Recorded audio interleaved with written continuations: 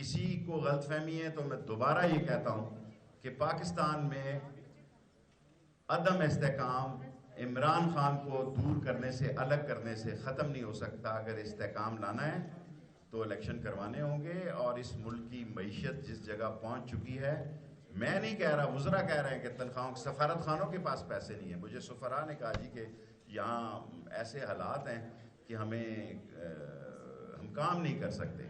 سو پاکستان کوئی دنیا میں ملک سرحدوں سے نہیں ٹوٹا جی۔ تاجکستان، ازبکستان، کرغزستان معیشت کی وجہ سے الگ ہوئے۔